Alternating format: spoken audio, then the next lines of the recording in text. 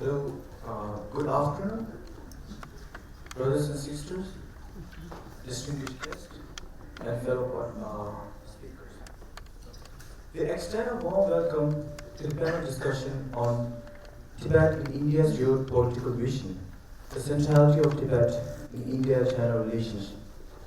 This meaningful dialogue is jointly organized by the Foundation for Nonviolent Alternative and the Future of Tibet team, led by a group of concerned Tibetan and our friends, including Mr. Wangpo and Rebon and others. We are privileged to have two esteemed speakers with us today. We'd like to express our sincere gratitude for their willingness to be part of this critical discussion. And let's begin with a brief overview of today's timetable of this panel discussion. From 2 to 2:30 p.m., our panelists will present their topics, and I will be asking them questions throughout. And each of the speakers will be allotted 10 minutes to speak. And I humbly request both of our speakers to please follow this time limit so that we can have plenty of time for the question and answer session. And following this, from 2:30 to 3 o'clock p.m., the floor will be open to you all, our valued attendees, to ask questions and comments. We encourage your active participation throughout this interactive segment.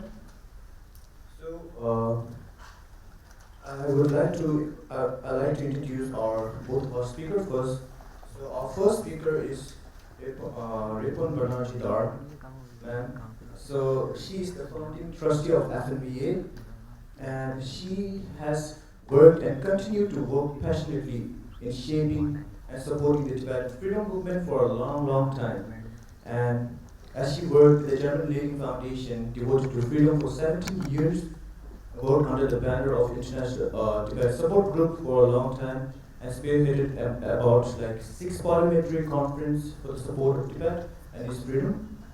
And she has also formulated several policy documents and also helped in training our young Tibet in the field of public advocacy, public communication, and leadership. So, after relinquishing her job with the German Foundation, she, along with others, has established an institution called the Foundation for Nonviolent Alternative, where she continues to work for Tibet on a broader and a larger context. So, our second speaker is Mr. Lobsang Gyatso Sither, who is currently a member of Parliament, Tibetan Parliament in Exile.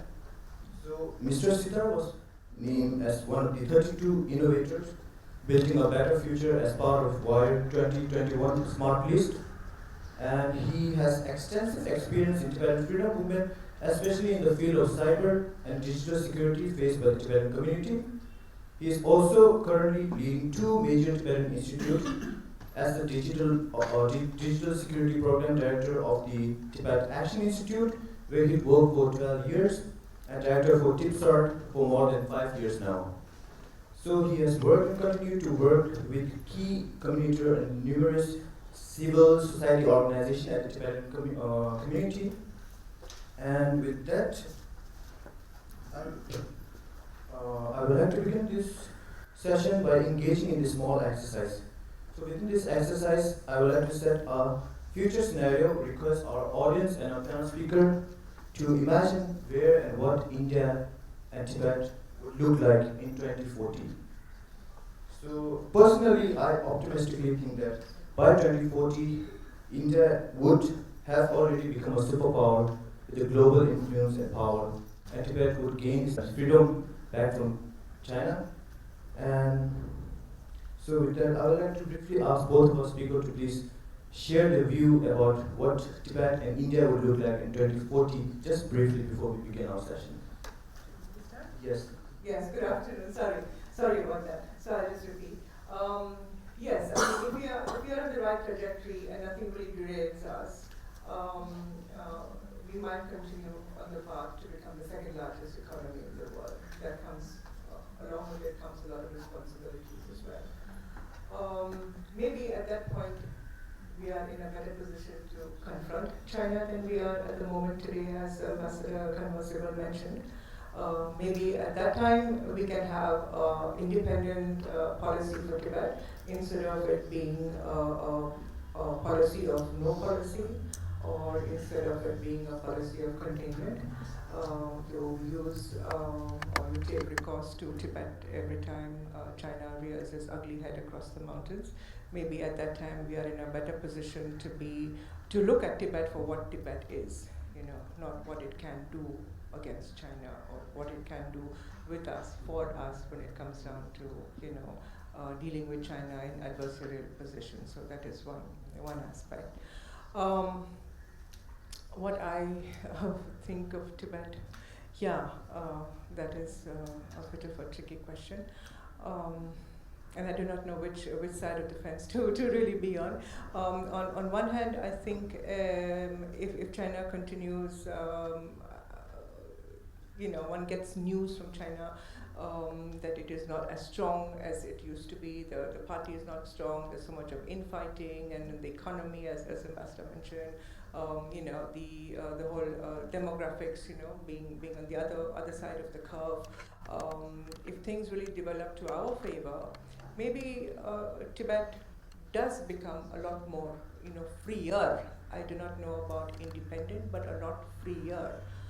But on the other side, I would imagine when we approach a time when, may His Holiness live as long as possible, but when we are at a time when he passes on, could China become even more repressive inside Tibet? Because that leading golden light is no more with us. Could that be a situation? So it's more like a question than giving you the answer, really. Okay. Thank you. Thank you so much, ma'am, for this insightful, not a forecast, but like what could be the future like. Hello, can you hear me? First of all, thank you to FNVA and the Future of Tibet team for having me here and giving me this opportunity to share some of my views. In terms of the question that you asked about, like, what do I think about 2040? So I want to state that, like, I have a few different opinions or thoughts about that. In terms of what I want to state is, I don't think of any of these instances as something that is either and or, because I think it can be all of the combinations, or can be something that will happen in its own vacuum without having the other things happen. So first thing that I do think about India, as Rebon, as you mentioned, that India is going to be, in terms of economy, as we can see in the last few years, how it has developed, and I think a lot is changing, especially with the supply chain and all of that. So it is going to be one of the largest economies in the world, and that is going to drastically change how India is at the world stage. Though there is a question about whether that will actually translate with how it actually deals with China, because if you look at what Ambassador said this morning about the Honorable Foreign Minister J.S. Shankar and his statements globally about the US, about Canada, or Ukraine, or a lot of those issues, and how confident and how on an equal footing India is at a lot of these stages, but with China it hasn't been the same. So in 2040, will that actually change or not? I don't think it's about whether it's about economy. I think it might be about mindset, and whether that will change is a different question. So I think that is one thing. At the same time, I think the border dispute will intensify, because I do believe that, as many have noted, there is going to be a lot of changes in China, and that will intensify a lot of the border dispute, because internal strife is always overshadowed by external issues. So there's always the option of, from the Chinese perspective, of making external things and talking about nationalism and all of that to kind of like expedite or talk about that, and to keep it short. So I think that's something that I see will happen with India. In terms of CTA, or I think when you talk about Tibet, very short, I think the resistance inside Tibet will continue, because I think one thing that we have to realize is, like, the identity, the culture, the language and religion of Tibetans are all interconnected. So I think that is something that is very distinct with the Tibetan culture, like all language, all identity, all religion. So even though there's a lot of issues inside Tibet right now, especially with a lot of boarding schools and the destruction of Tibetan language and the religion, but because all these are connected, I think ultimately it will come back. I mean, it's not come back, but it'll be there. So basically, like, I think to look at history, like if you look at 1959, 87, 2008, even with a lot of the intensification of the Chinese oppressive policies, things will come back, and I think that's one thing to highlight. So anyways, the time is up. Okay. I think is it all okay if we reduce the time by 10 minutes to 7 minutes for the speaker session? Okay. Okay, so we'll begin with our first speaker, Ms. Rebon. Madam Rebon, to please begin. I'll set the timer. I have not seen such openness towards Tibet since 2020, and it was really a pleasure to have Tibetan brothers and sisters appearing on mainstream TV channels or news time and so on. That's something which I have never really experienced in all these years. That leads me to the fact that come 2020 Galwan and Government of India opened Tibet. But is that a very consistent policy? Does Government of India really have something in black and white where it looks at Tibet independent of the PRC? I don't know. And it is not evident. It has not been evident to us in these 25 to 30 years that we've been working. And in that effort, we did try, as Mr. Tandon spoke when he introduced the foundation right in the beginning, we did try our best to come up with a comprehensive policy document. And I would strongly really request you to at least read through, if not get a copy. It's also available in PDF form. You can also find this on our website, where we've, really given reasons and justifications, well, not justifications, really compelling reasons why India should really look at Tibet as independent from the PRC, why it should really have a clear-cut policy in dealing with Tibet and its borders, what it can do for Tibetans living inside Tibet, and what it could also do, perhaps, as an extension, what it could do inside Tibet as well. So our feedback has been pretty positive. We've been able to meet with lots of who's who in the corridors of power, and they have actually surprisingly read the report and have asked us pretty pertinent questions to some of the recommendations that we have put in, especially connecting to His Holiness's succession, if I may say so. So that's a area which I think has got everybody in knots. And I think the Government of India could easily, put out a statement in times to come, stating that the succession issue is prerogative of, the Tibetans' prerogative of the people that His Holiness has set the responsibility to, and that it is, not anyone else's responsibility or interest to influence that process, and we should just respect the outcomes of His Holiness's decisions. I think that is something which the Government of India could easily do, and perhaps even a statement to this effect in the Parliament could be a welcome step. Right now, India has got quite an active all-party parliamentary forum for Tibet, so maybe they could come to the rescue. There are other issues, I think, where India could also, help in. For example, you have, fast-tracking the exit policy, that, exit permit for Tibetans, things which are, can be really done away with, or the return visa while traveling abroad for Tibetans on IC and so on. But the more fundamental question is, can and will India do something, is it in a position to do something now? And I think one should also look at the fact that we will be faced with a very unprecedented situation in the next 15, 20 years, and I think we all should be extremely prepared for that situation to come. Really, are we prepared as individuals, as organizations, to face that eventual situation? What are we doing? at the local level? How are we reaching out to international governments? How are we preparing governments to face that eventuality? What would we want the government, US, UK, French government, the German government, what have you? How do we want them to, treat that vacuum? How do we want them to treat the situation? Or how do we expect them to welcome the 15th?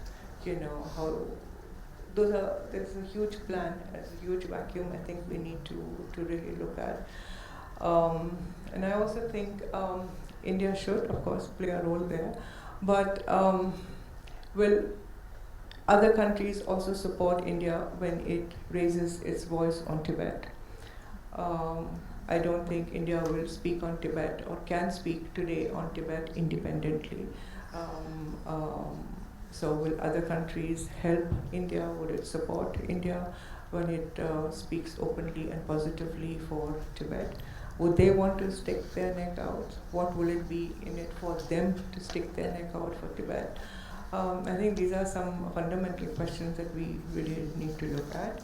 And I think one question that always strikes my mind is the world has just changed in the last 2 years. First we had, Ukraine, which took a whole lot of media space, print space, airspace, then we had other movements coming in and taking the space that Tibet had all these years. And we really felt the heat of it, press and media really focused on the other movements other than Tibet, and we felt the difference.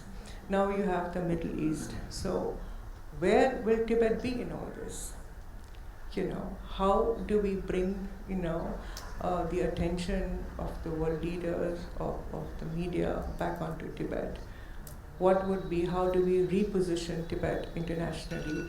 Would it mean repackaging Tibet in a more effective manner?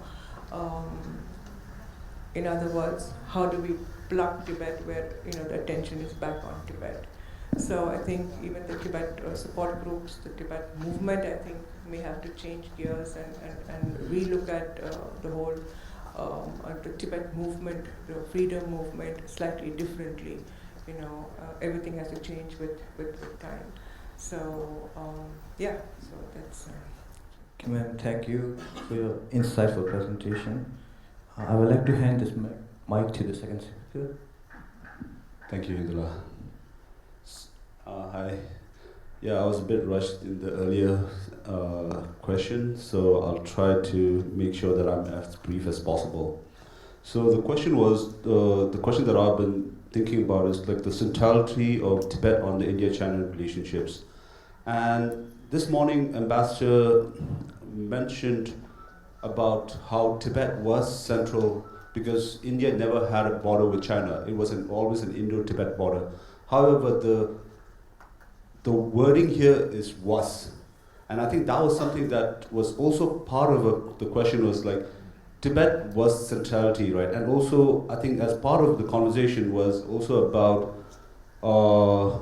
there were certain things that were kind of talking about like how Tibet has to be in terms of the centrality of Tibet. So I think the question that I was thinking about this, and my kind of gut reaction was,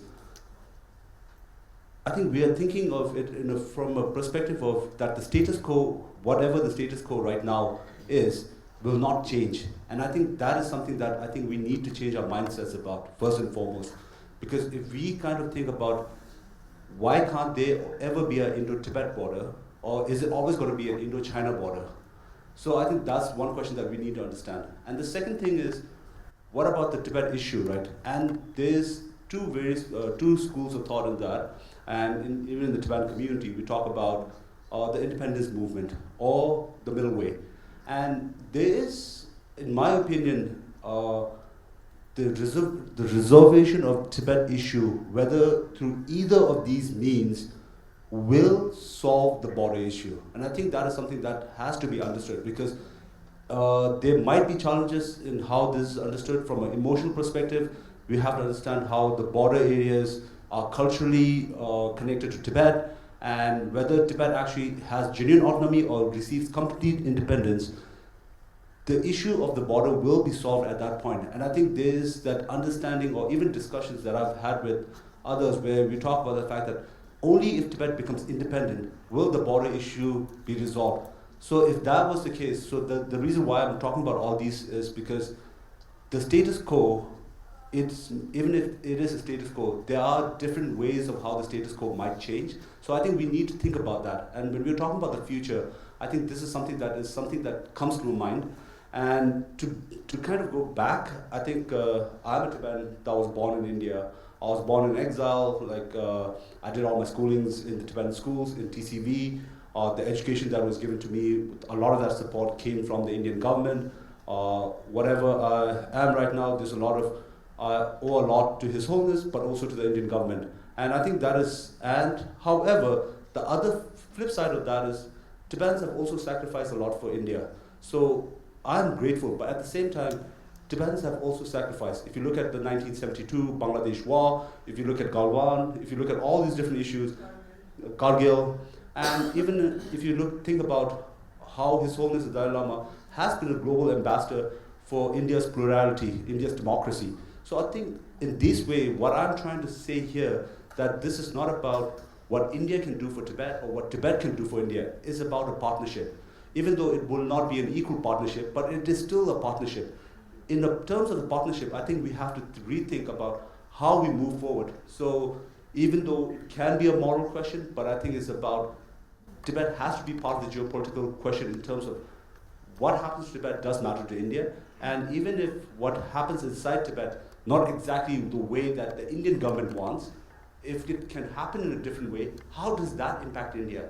And I think we have to think about the cultural affinity or the cultural relationships between Tibetans, between His Holiness the Dalai Lama, between people in Arunachal Pradesh, between people in Ladakh, people in a lot of the border areas. How does that relationship happen? What does that relationship impact the border issues? And I think we need to think about a lot of these things to actually understand where we might be able to go. So I just wanted to talk about that as a perspective of rethinking and maybe from a mental perspective, thinking about the relationship in a different way. And secondly, I think I was recently listening to some podcast by Takshila, which was a public policy school in Bangalore, and there's a lot of other discussions that happens on China. And there's a lot of policy discussions about China and what it entails. It talks about the BRI, it talks about a lot of different issues, Xi Jinping's school of thought, his kind of thoughts and how that is being imparted in the schools or imparted in different spaces. However, one thing that was missing or I think that required or that needed was the Tibetan context. So for example, if you think about Xi Jinping's thought, right, and how that is being pushed across all over China, Tibet, and others, the biggest resistance to that is inside Tibet. And you can see the impact of that with the colonial boarding schools. There's about 1 million Tibetan children being put up in boarding schools because Xi Jinping's school of thought is not being implemented. People are not listening to it. So they're trying to change the schools. They're trying to change children from a young age. So I think those kind of impact and what that actually means for Xi Jinping, what he thinks about that, I think is important to understand, because when we talk about global politics, there's always the analytical part of it, right? We talk about economics, we talk about a lot of things. However, human beings are emotional. So we really have to understand the emotions behind it. What does that mean when it's not happening inside Tibet? What does that mean when there's resistance inside Tibet after so much economic development? So I think we have to look at all these different aspects to understand the impact of those and how those, I think in some ways, how that can be used to further the Tibet movement. And I think if you look at the India context, right? So for example, I recently had the opportunity to go to IIT Madras and meet Professor Sonika Gupta and kind of hear about the work. And they have a program in IIT Madras country Tibet as part of their studies on Southeast Asian studies. And I think that is something that is really critical because it talks about why Tibet is central to the Indo-China relationship. Because even though we can talk about it, but if it's not really in the narrative, it's not really in the academic space, then it becomes more like yes, we can talk about Tibet. We can talk about Tibet in a way that is more about the moral values and the moral responsibility. But I think from a geopolitical stand, I think we have to think about how that actually makes sense in the geopolitical sense. And just to kind of like quickly, one or two more points. I think as Rebonji, you mentioned, I think India really needs to take a stand on the His Holiness reincarnation and have a really strong statement, because a lot of other countries are looking to India for leadership. And I think a lot of like European countries, Southeast Asian countries are looking to India for leadership in this space. And this is not something that's controversial. And I think this is something that the US has already done. So I think being cautious and saying that this is something controversial is also something from our perspective is a mindset. So this is nothing there. It's about the reincarnation of His Holiness. His Holiness stated like how he will reincarnate when he is 90. And there's a tradition of that. And I think making a statement that you will support what His Holiness says, I don't think there's anything controversial about it. And I think those are certain things that I think we need to change the way that we think about these things. And I think lastly, I think one thing was on a very smaller note was like, if you look at the TRP, like the Tibetan Rehabilitation Policy Act of 2014, which was, I think was a milestone for the sustainability of the Tibetan movement and the Tibetan diaspora in India. However, I think it was something that there are still challenges in how it's being implemented and like certain aspects of it. However, a lot has changed since 2014, and I think it really needs a amendment and to figure out, because there's a huge growth of Tibetans leaving India, and this has nothing to do with like the political situation. It's more about economic gains. It's a lot of different reasons for that. However, that is something that is happening. So in that regard, I think there is going to be a fundamental change in how CTA functions, the Tibetan Government in Exile functions. And for me, as I think about it, I feel that we are always going to have the Tibetan Government in Exile is going to have its base in India, in Dharamshala. However, in terms of the departments and the structures, it has to go through a complete revamp. What we have right now is not sustainable for the next 10 to 15 years because the population is changing. At the same time, the Tibetan Parliament in Exile, where I'm a part of as a member of parliamentarian, the structure that we have is not representative. And it's not representative of the fact that there are almost 50% of Tibetans living outside. So it has to go through a change. Because the thing is like, the parliament gets its power from the people that it represents. And if you're not able to represent the people, I think you need to understand, you need to rethink how the structural shift or structural changes need to be made. And that doesn't mean that like we should stop the structural that we have, where we represent Tibetans inside Tibet, because it has to remain in that way. However, the exile structure can and must change. Thanks. Thank you, Mr. Sither, for your very insightful presentation, a very passionate one. Yeah, so now I think it's already time for the Q&A session. So I would like our audience, if there's any question, to please raise their hand. Yeah. I have a quick comment, which you can take as a question, and then I have a question appended with it. I think that Himalayas and the trans-Himalayan regions of India are central to India's Tibet policy. Whether to what extent, whatever extent the policy is framed or narrated or explained. So if we see from that perspective, before 2014, India's concerns around the Himalayan borders were very different from what they were after 2014. And that has got to do a lot with the Chinese activities on the border, which have tremendously increased since 2014.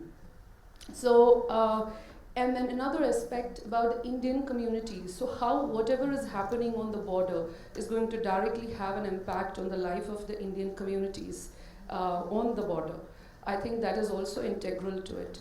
So somewhere I see that maybe the policy is not there because India's entire focus on the Himalayan region was very different from policy perspectives earlier, as it is now.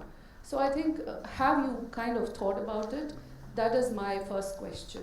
Second thing is, I feel that the Indians can have a concern. Now this is my perspective, because Sibyl sir was also talking about a few things. He said that this comes under the Ministry of External Affairs, it comes under the Indian intelligence agencies, and then it is overseen by the PMO. So I think if I am looking at it, then I would want to look at how the policy will be impacted by the concerns of each of these institutions, right? Now, one thing which I have a question about in this context is the Tibetan institutions are centralized in India, right? But right from the 19th century, the entire world and different world powers, they have different interest in Tibet. They have explored Tibet in various ways, and all those, that is documented. Russians have massive content on it. I do not know how much we have tapped into. Other European powers, they had their expeditions into Tibet. Why were they doing? Because there was something about it. That is why they were exploring this region. So I do not think that there is a break in that. I feel that the different global powers still have their research, concerns, and policies on Tibet. But because the Tibetan institutions are centralized in India, has the Tibetan community considered this? That this would have a policy impact on the Indians? Because within the Tibetan community in India, you would have different narratives, right? And there are many narratives impacted by different global powers who are facilitating your discussions, creating your institutions, platforms, funding you. So when I listen to Mr. Sybil, the institutions that he highlighted, I feel that, if you can take it as a question, have you thought about their concerns, which could be very genuine from Indian national security perspective? Thank you. Hi, thank you so much for the questions. And I think, let me just go to the second point first.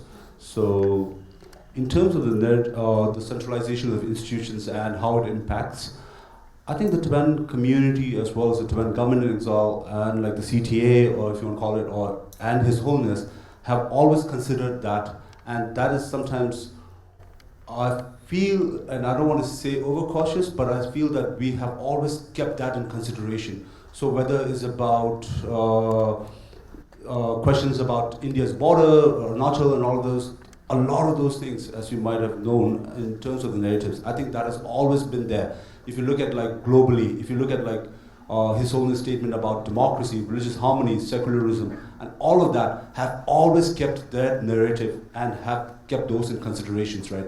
And even at the point of like where, if you think about like in the 1950s, like where we first came into, like if you look at informal discussions about how India has supported like the Tibetan community from a perspective of education, the social support, there's always that lacking in some political will. However, that narrative has never really permeated beyond that smaller discussion. And it's not something that I would even have like talked more about. So I think this is something that I think that narrative has always been something that has been important. And Tibetans have never really interfered in the Indian space, right, in terms of like trying to use our narratives to kind of pit someone against each other. It has always been focused more on like all the different political parties and all of that, right? So I think that is something there that I think we have kept that in consideration, and whether that has been the best use or whether that could have been done different, I think those are, I think Vision 2020 vision is you can always talk about like what happened in the 50s and 60s, you could have done that in a different way. However, I think that is something that has always been part of it. In terms of this second, I think it was more an opinion, so I think, yeah, I think if you look at like the Trans-Himalayan policy and like if you think about the Chinese incursions, yes, I think that is something that has changed in India in terms of how India reacts to China, how India thinks about China, and that has changed a lot because for a very long time, it was happy with the status quo.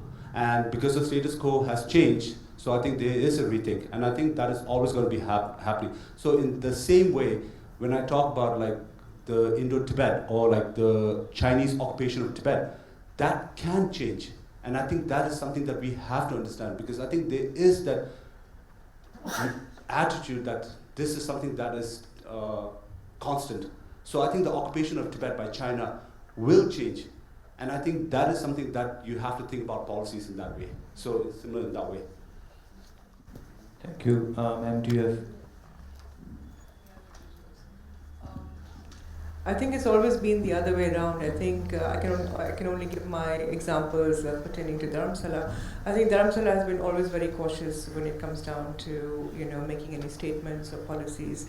It's always been very cautious, ensuring that it doesn't interfere in India's foreign affairs or internal politics. There's always been a very open channel of communication between New Delhi and Dharamshala. That's been always appreciated by people here in Delhi. So I think there's been no interference from that side. And so that is just to give you an idea. I don't think the government of India really had a hill policy, Himalayan policy. I think they've just woken up after 70 odd years that they really need one. They started off by instituting Himalayan universities. They've got one now in Leh, they've had one in Sikkim and Arunachal and so on. But to our horror, we realized that none of these hill institutes have a different syllabus to universities in the plains, to universities, let's say, in Delhi.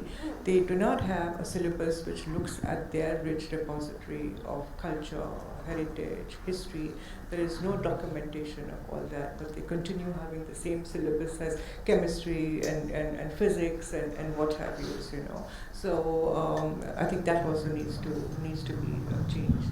And I think there was also a talk, I'm not too up to date with it, but I think there was also a talk of having a hill ministry, of all the hill states or the Himalayan hill states, to have a separate ministry for them. So I think they're also waking up on that front.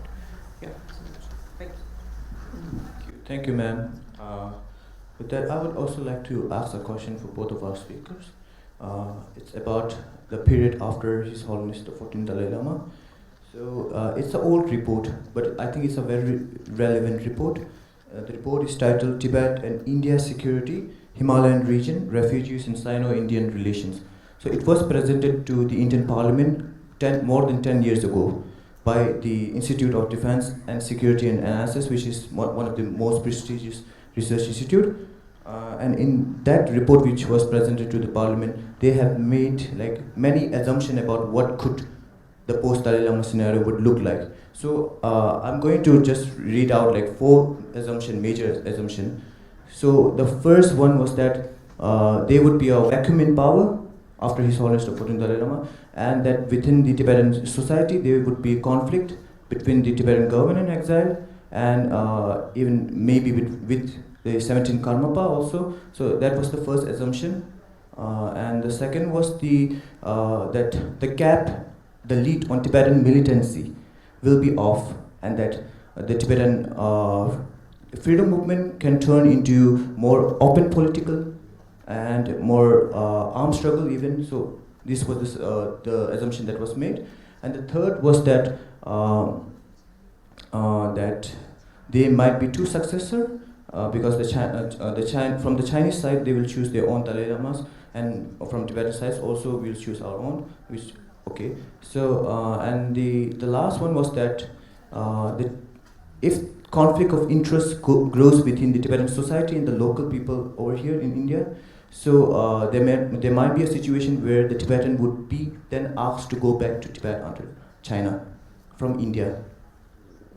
So these were the assumptions that was made within this important report 10 years ago. So I would like to ask both of your opinion on these assumptions. Are these rooted in misunderstanding, or are these possible outcome in future? Yeah, thanks. Yes, for sure there will be two Dalai Lamas, one which is foisted by China, and then we have our own.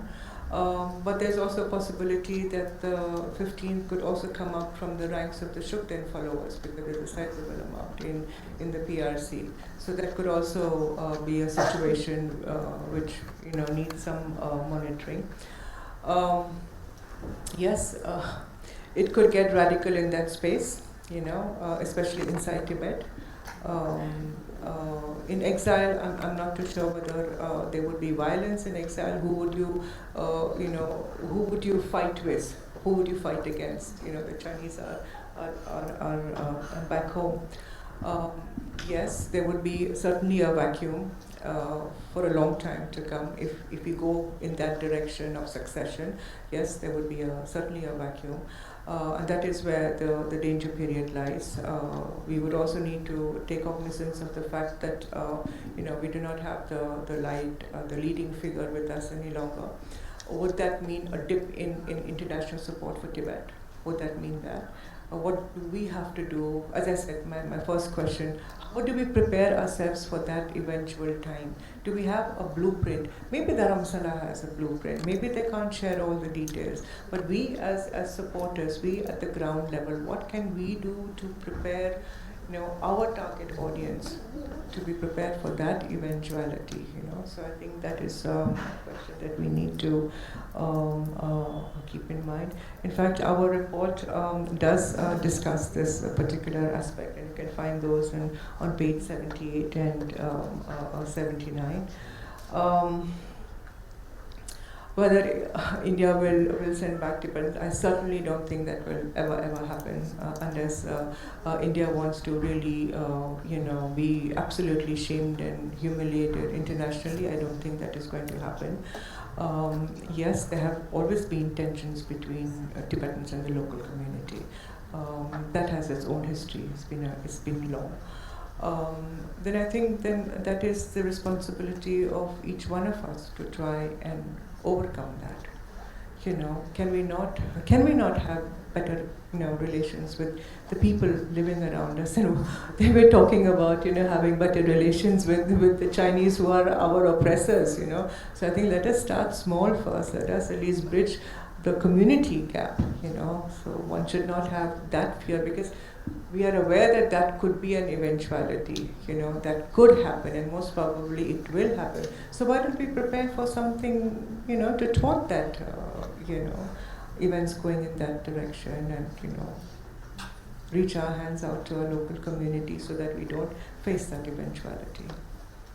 So, not to reiterate what Rebon mentioned, I think in terms of the report, I think having that, it's saying that there will be two successors and all of that, I think that's a given in terms of how China is going to play this out. However, I think as all of us know, His Holiness has already stated that at the age of 90, he's going to leave written instructions on how his reincarnation is going to process. So I think in some ways I would wait for that, because it's hard to think about the different aspects of it, even though there are a lot of different scenarios. It's really hard for me personally, and I know that there are others who have talked about all the different things that might happen and how to prepare for that. For me, I've looked at that, and I also think about at the age of 90, I would like to wait for that, because I think His Holiness is prepared for a lot of those challenges that we have talked about.